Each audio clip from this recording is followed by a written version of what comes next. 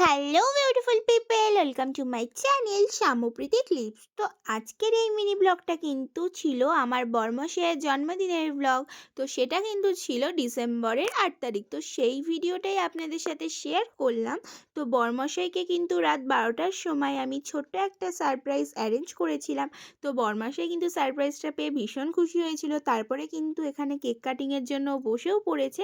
আর এই যে এই কেকটা কিন্তু আমি নিজের হাতে বানিয়েছিলাম। তো এটা কিন্তু খেতে ওর ভীষণ ভালো লেগেছে, তো সেটা দেখে আমারও খুব ভালো লেগেছে।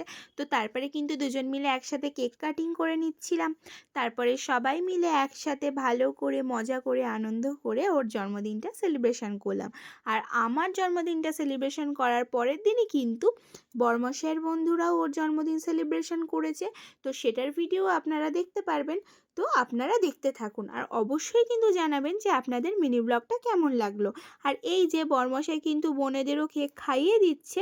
তো তারপরে কিন্তু বরমশাইকে আমি রোজ দিয়ে প্রপোজ করে নিয়েছি।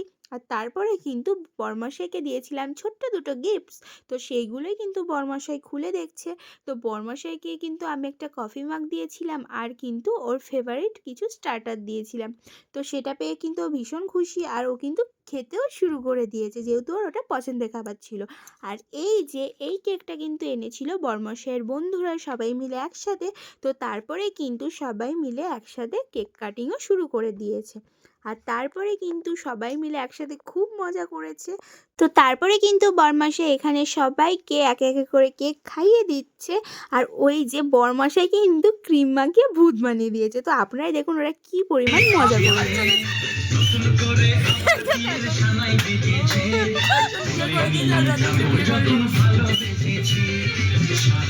তো আজকের মিনি ব্লগটা এটুকুই। দেখা হচ্ছে নেক্সট কোনো মিনি ব্লগে, ততক্ষণের জন্য টাটা।